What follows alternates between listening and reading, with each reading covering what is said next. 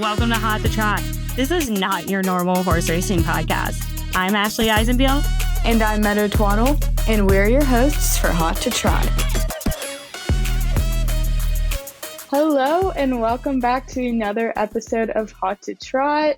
It's Meadow Twaddle here with Ashley, and today we talked to a really great organization. We talked to Amplify Horse Racing, and they're really working to shape the future of thoroughbred racing, and they're just one of the many organizations that's helping the youth really get involved in horse racing, whether it's the thoroughbred side, harness racing.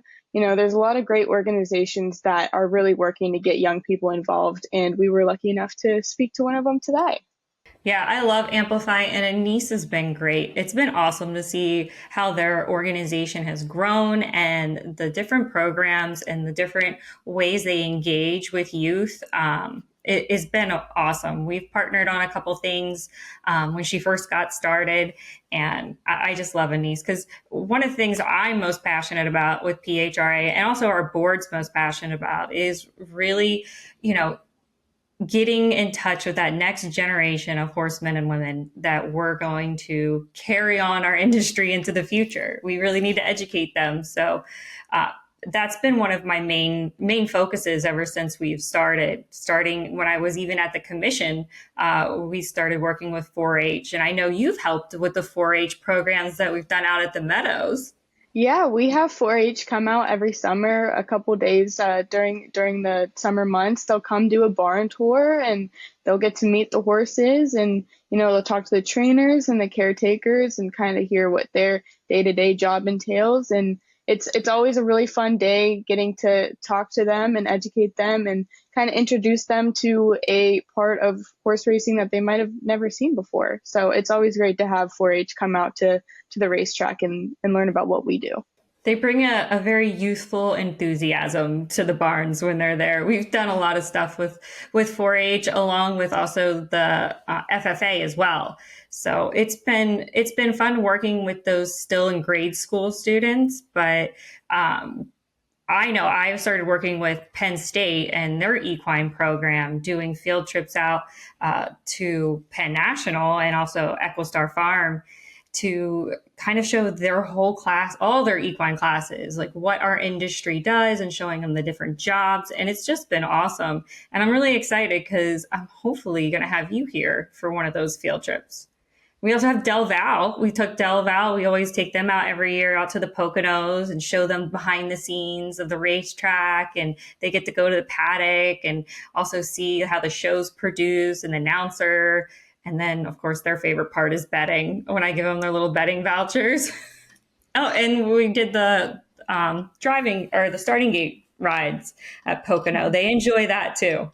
They get really excited. So I think that's super important that, we're giving these youth the experiences and bringing them out to the track and showing them not just what a trainer does and what a driver or a jockey does. We're showing them, what the announcer does, what the production crew behind the cameras are doing, what the driving car driver is doing. And that's what holds up our industry, or people in those positions, more than, the person riding or driving the horse, I think. Yeah, you're so right. There's so many little jobs involved in horse racing that I think are kind of swept under the rug, or, people don't really realize that horse racing wouldn't be what it is without people that work in these positions. And it's really good to get young people out to the tracks and see these things hands-on happening. And, maybe they find something that they're interested in that they didn't know existed.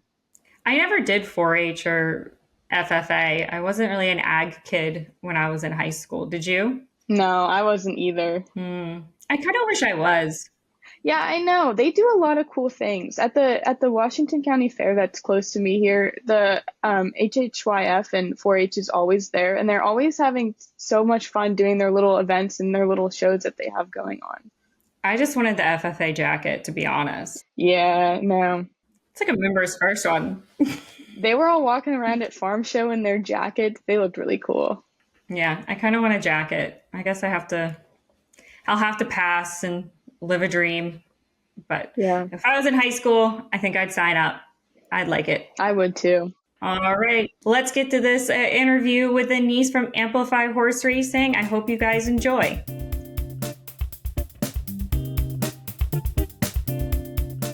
Hi, Anise. Thank you so much for coming on to Hot to Trot. We're so excited to have you here and talk more about Amplify Horse Racing. So to start off, can you tell our listeners a little bit about what inspired Amplify and who's behind it? Thank you, Ashley and Meadow, for having me. This is really fun. I love connecting with fellow podcasters and fellow fans of racing and education about racing. So the impetus of Amplify, to give you some of the backstory, we started in 2019 as a grassroots initiative with the goal of creating a national youth arm for the thoroughbred industry. My co-founder and I had both come from very roundabout backgrounds in how we got into racing. Neither of us grew up around horses, but found our way to horses and then eventually to racing.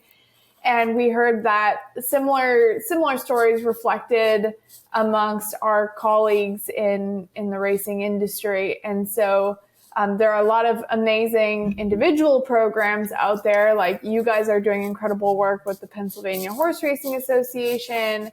There are cool internship programs. There are cool individual youth initiatives, but there wasn't really this uniting body that youth could turn to as a first step and then discover what other resources are out there on a broader basis. So our goal was to create that. And we officially became a 501c3 nonprofit in 2020.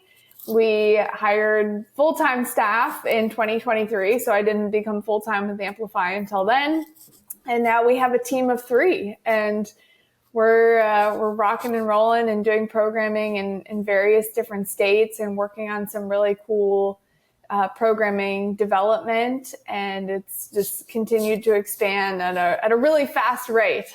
That's awesome. We're a team of 3 too. That's like a magic number. Yes. Teams of 3. Yeah. We get it done. 3 people can get a lot of things done. Yes, that's true. So you mentioned about different states. What states are you in and how does that work? So last year we piloted a lot of different programming, and so I use the word pilot project a lot because if you say you're going to be a national organization, but we're still an independent nonprofit, so we're not tethered to a specific industry body, you have to be a lot of things to a lot of people. And so we've been very intentional with how we've grown, how we're going to continue to grow, what kind of programming we're producing. And so last year, we hosted programs here in Kentucky, where I'm based. I'm based in Lexington, Kentucky. So we hosted youth educational programs here. We hosted a program in Maryland. We went to Illinois and hosted a program there. We hosted programming in New York. And then I presented at a variety of different conferences in different states. So we're trying to figure out what kind of programming is going to serve our audience best. We say that 25 and under is kind of our age group, which is a very, very wide age range. There are a lot of different milestones within that. And so we've really identified that high school is an area of education that we want to lean into. We kind of started with college. We figured out that by the time a lot of students get to college, they already generally know what career path that they want to embark on. So a lot of our education centers around careers in the industry. So if we want to educate about careers, we really need to hit high school and younger. So we've really leaned into hosting high school age programming and looking at collaborations with other industry partners. So working with horsemen's groups is something that we want to do more of.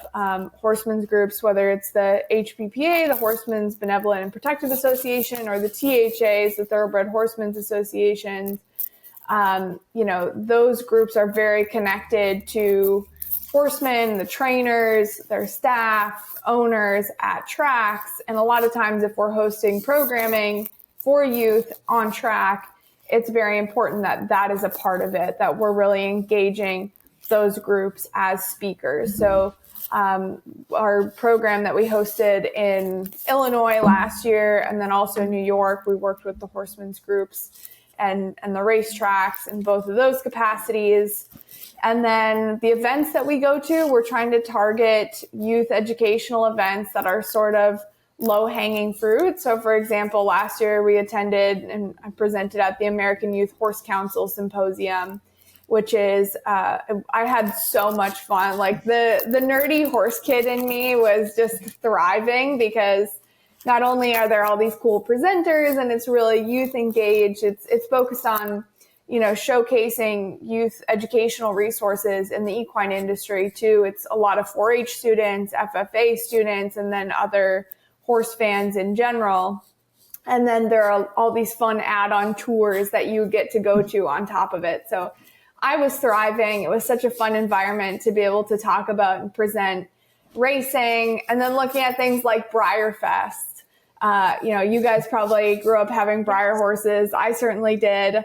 Briarfest is this awesome 3-day festival that happens right here in Lexington, Kentucky. People come from across the U.S. and even in some cases across the world to come and celebrate horses at this festival that's all geared around model horses. So we have a big activation there. We have for the last few years on kind of this welcome to the thoroughbred industry exhibit where they can come engage with the horse racing industry. Right after that, we went right into National Pony Club Championships. So we're doing all these different things, whether it's hosting programming, being present at events, presenting at conferences, so that we're casting our net really wide on behalf of the industry and trying to reach youth where they're at. Yeah, Ashley and I were talking before we started this. She said this might be a good organization for me to look at. I'm 22. I just graduated college. And although I might have, a certain career set in my mind already, I checked out the website earlier in the week, and there's so many different resources for anyone who's passionate about horses to check out. Like there were videos, educational videos. So it's definitely something that I would consider checking out for myself, being so new to the thoroughbred side of things. And it could definitely help me learn and, give me things that I can use in my career, even if I'm not, strictly looking for a career in thoroughbred racing. Yeah. And that's really like when we set out, one of our earlier programs that we developed was a mentorship program. And I feel like in racing in general, whether it's harness racing, thoroughbred racing, quarter horse racing, I actually kind of started with quarter horse racing before going to the thoroughbred side as a kid. We really lean on mentorship as a way of young people getting connected to the industry. So a lot of times you kind of stumble upon the right connection and sort of establish a mentor for yourself in an informal way. And then that mentor ends up opening more and more doors for you to get involved. And so this has generally been a very informal,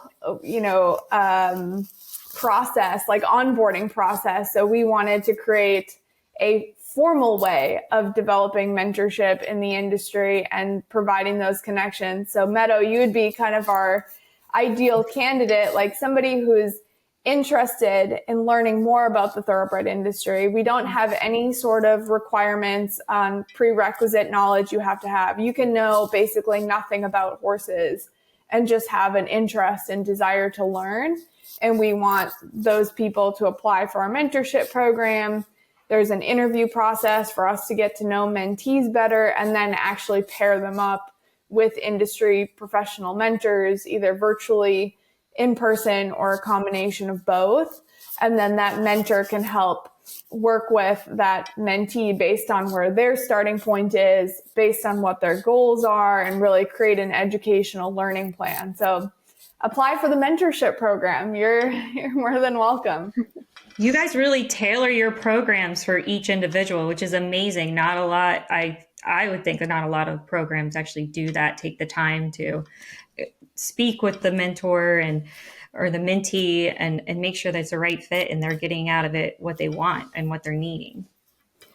We've tried to lean into that a lot, Ashley. I'm glad that you touched on that, because when we started, I use the word intentional a lot because that's really how we do things. So when we started the mentorship program, I had a lot of ideas in mind of how it could work. But I really wanted to follow best practices for youth mentorship in general. And so we actually worked with basically a mentoring consultant who helped us develop the program based on the elements of effective practice for mentorship, which is a long way of saying basically mentorship best practices for recruiting and training youth, recruiting and training mentors, providing support throughout the mentorship. So every year we try to build in new components that are going to make it a better and more supportive experience for mentees and mentors as well, because we get a lot of questions from mentors.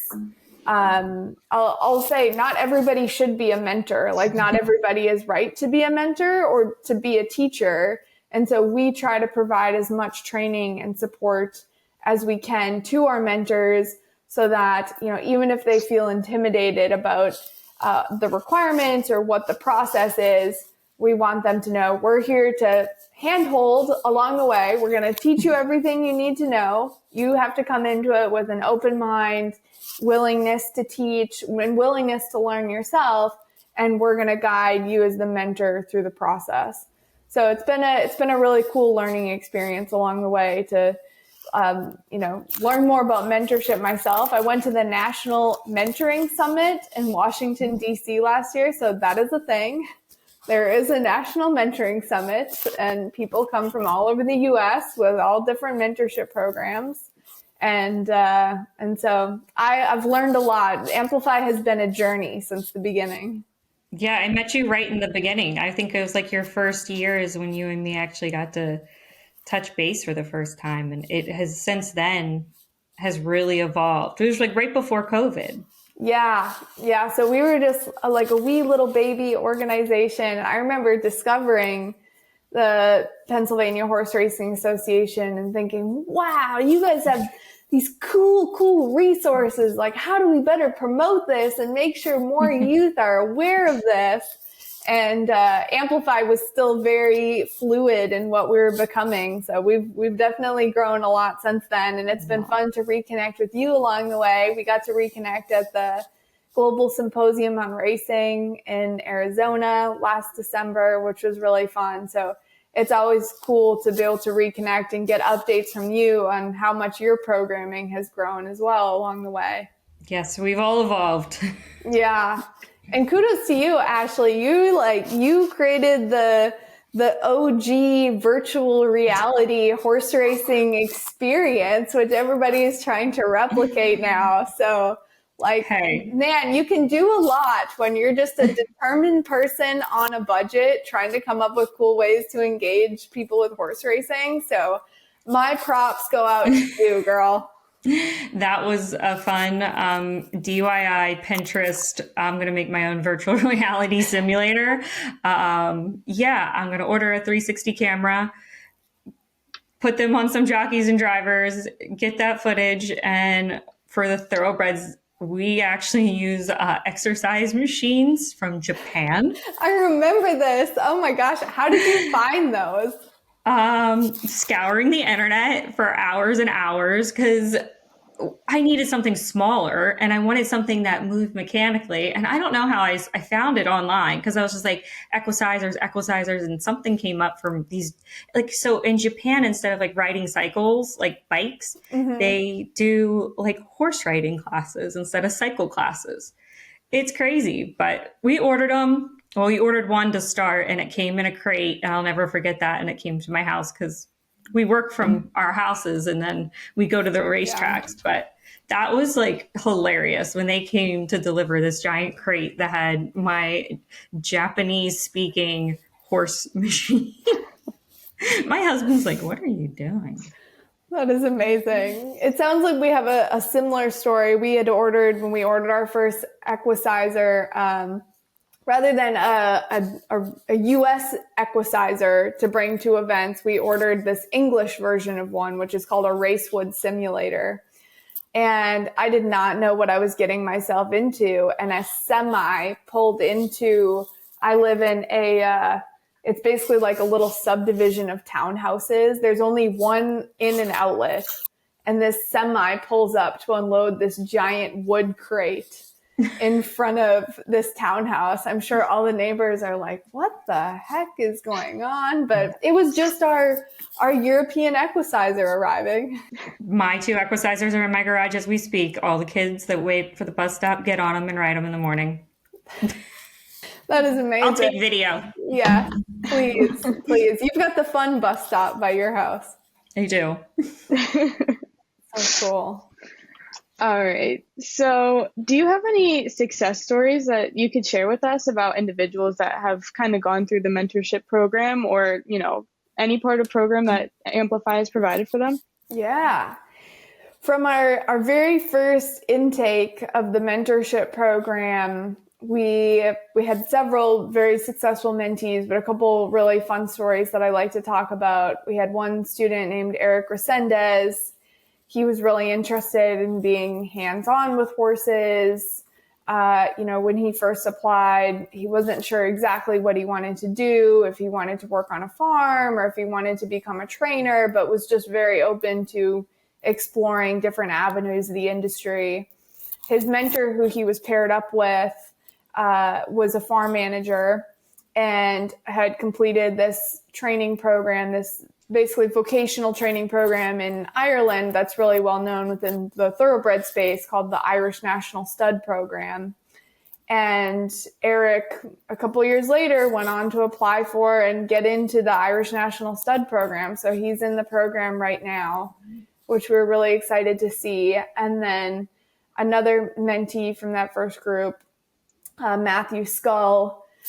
Matt was we weren't sure who we were going to get from this first intake of mentees. And he had already graduated university and was in his career as an engineer. And I thought, I don't know if we're going to be able to convert this kid to working in the thoroughbred industry, but he was just so game to want to try and do everything he could in racing. He had grown up as a racing fan, watching racing on TV, betting on racing, and just had no idea that he could actually be part of racing. Mm-hmm. And so through his mentor, he ended up traveled to New York to take part in one of our New York Amplify events. He traveled to Kentucky during the Keeneland September sale to shadow his mentor.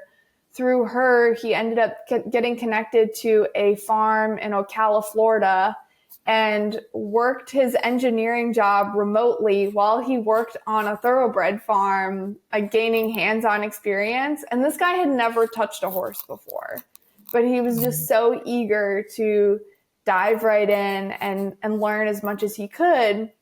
And he learned, working on a farm wasn't for him, but he was super passionate about ownership. And so he started his own racing partnership, which is geared towards getting young people connected to ownership and racing. And so it's been fun to see the success of his partnership. And they've had a couple wins so far, and he's involved in going to the sales and picking out horses. We had another mentee, Paula Castro, who is from Texas. Originally was really interested in becoming an equine veterinarian, but had no idea that racing was really a thing or how to get involved.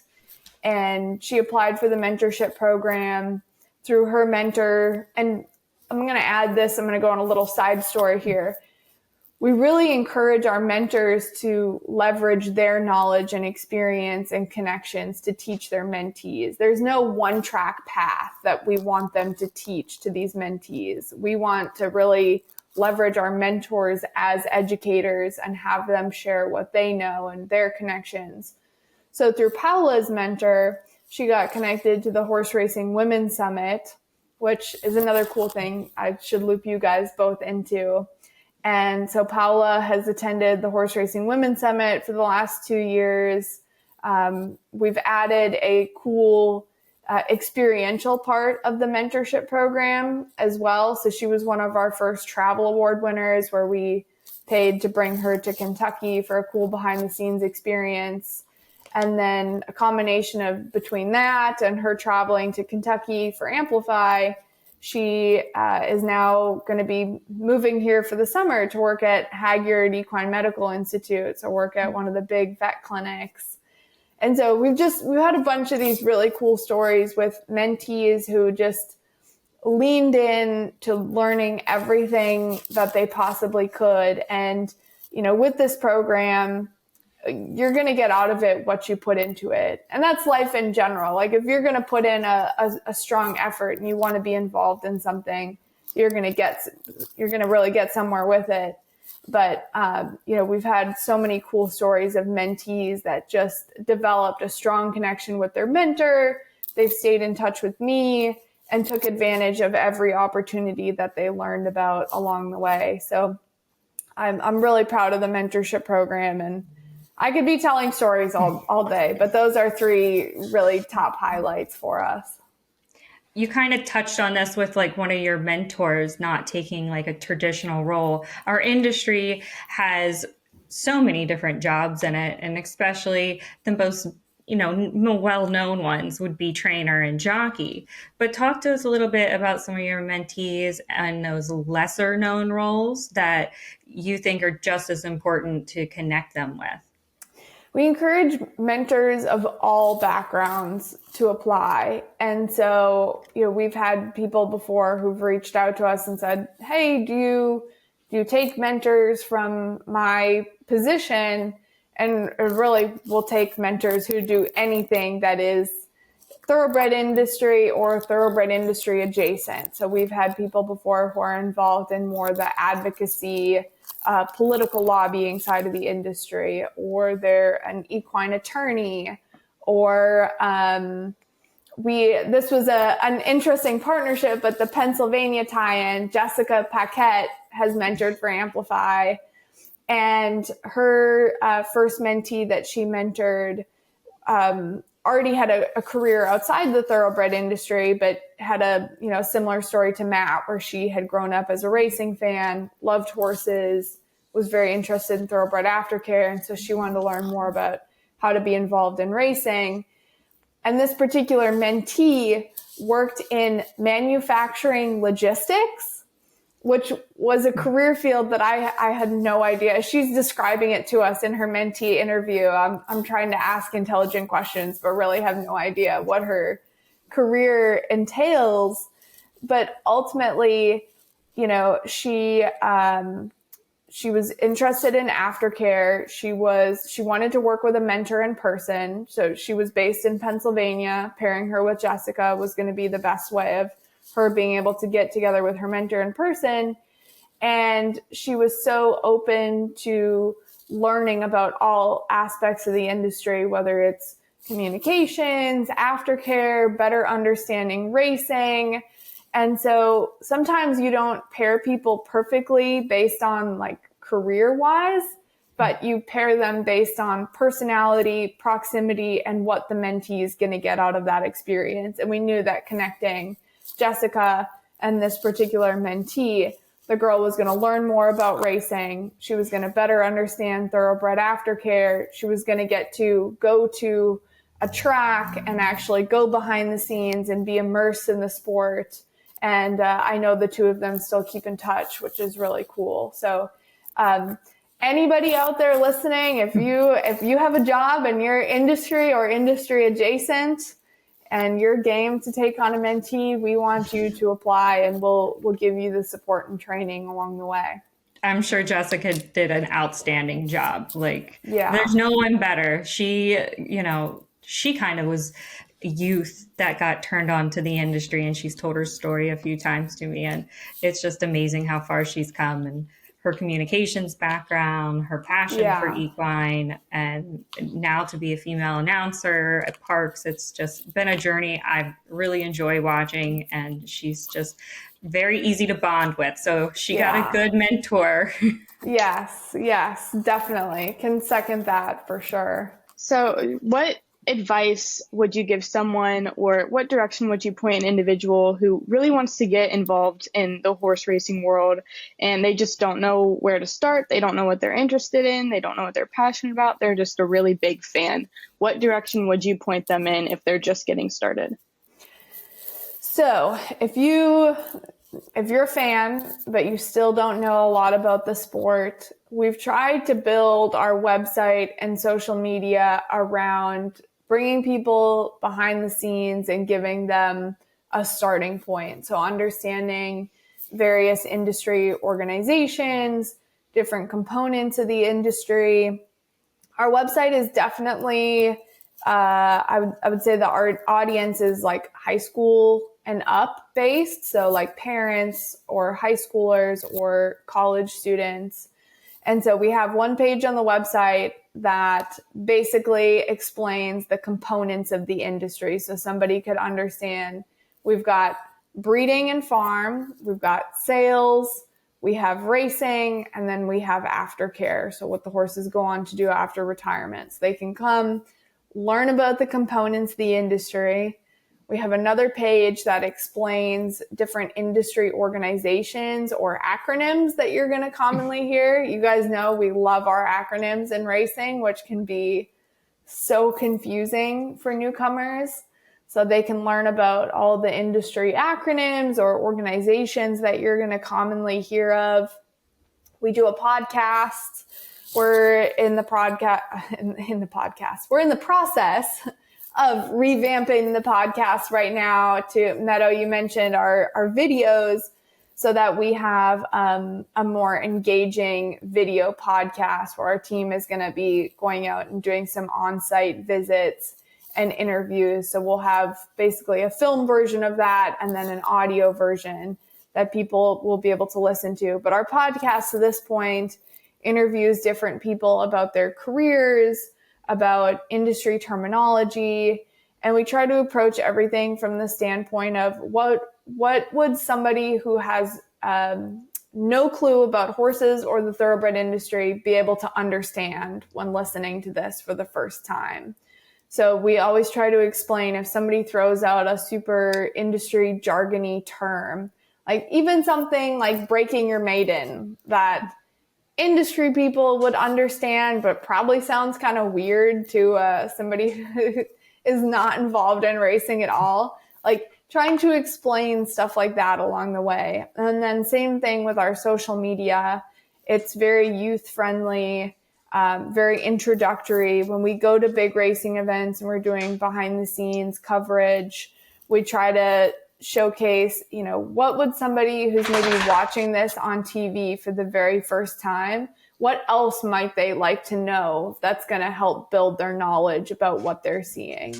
So I would say if I had to put that in a concise starting point, like one by one, follow our social media, start to watch back, some of the videos and cool reels we've done on Instagram, visit the website, read through those pages, listen to the podcast, and then apply for the mentorship program when it reopens. So that's your sequence. Awesome. Well, everyone go visit the website. We'll have it up here on the screen and also in the descriptions for you guys to click on. So make sure you check them out on social and on the website. So before we put you in the hot seat, I'm going to ask you one more question. Where would you like to see Amplify Horse Racing in 5 years from now?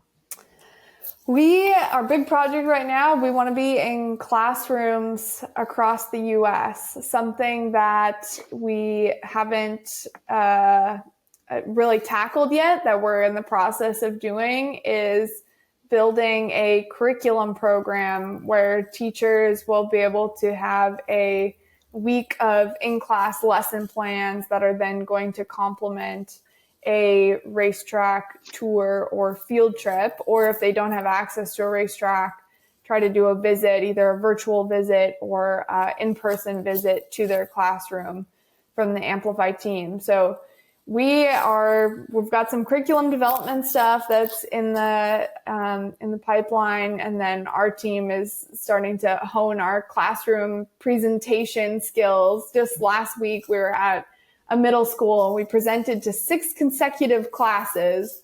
We were there from 9 a.m. until 3:30 p.m. None of us had voices by the time we were done, but it was a great learning experience and we had a great time. So in 5 years from now, I want to see Amplify in classrooms, in schools that are close to a racetrack. So creating those industry connections and partnerships at racetracks, like I mentioned, horsemen's groups, or working with groups like the PHRA and racetracks to make sure that we're engaging them, we're engaging their local groups, and then having that community connection by getting into the schools and then getting the schools to the tracks.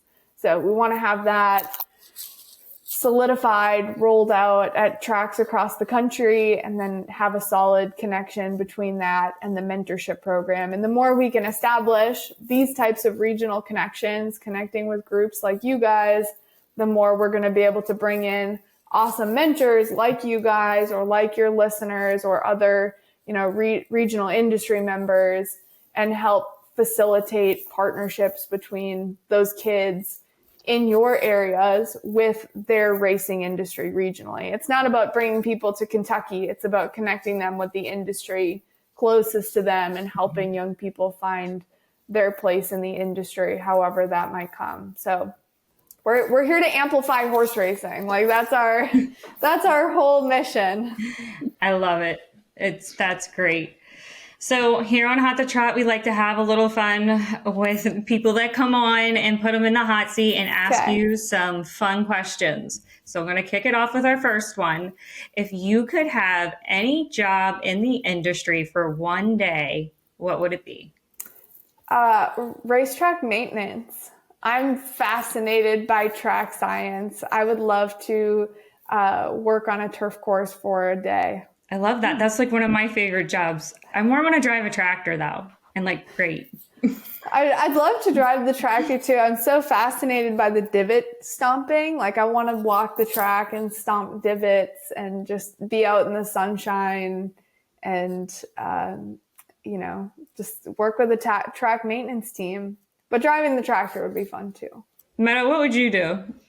Well, I would love to be a groom, but that's what I do. So if I had to do something that wasn't in the barn, I don't know.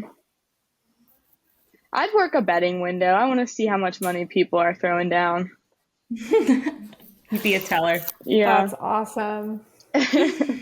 Next question. What's a movie you could watch 100 times and never get tired of? Okay, I've got a lot of racing movies that I absolutely love. I'm going to stick with the horse theme, but non-racing. Spirit, Stallion of the Cimarron.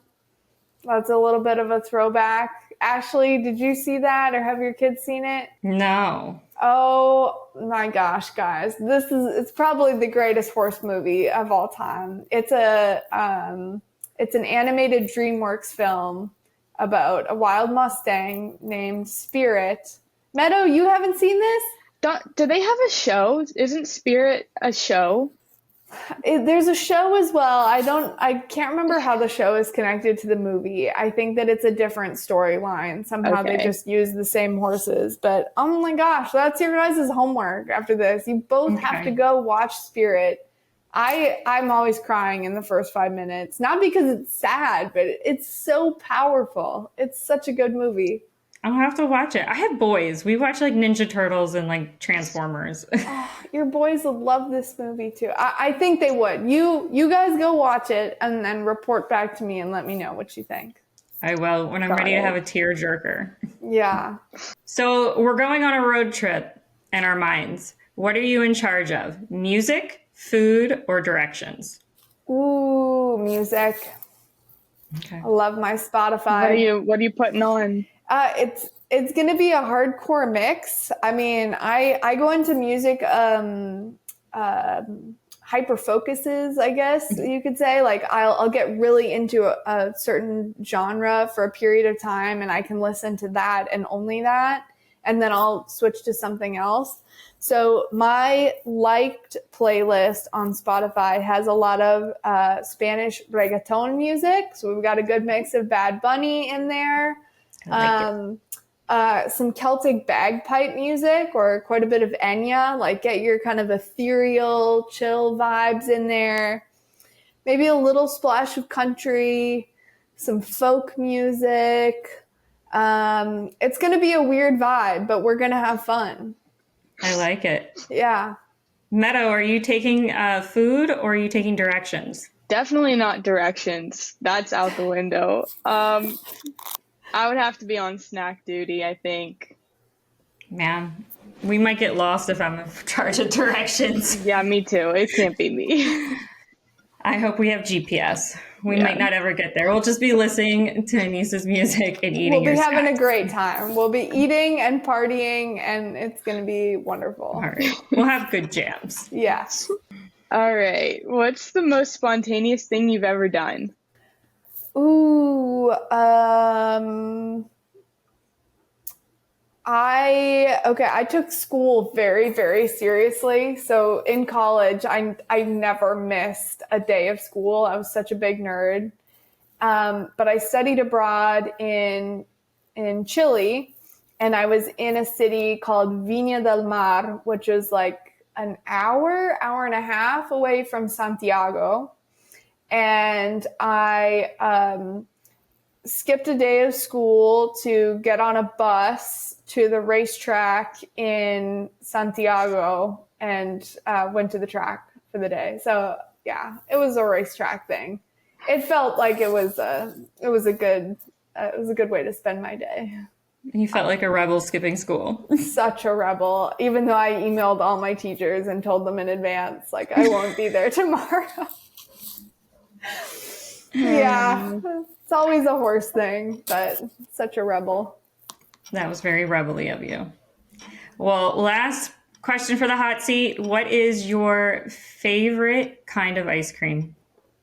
Anything with brownie and fudge chunks in it. So as long as it's chunky and it has like fudgy brownie pieces to it, I'm gonna like it.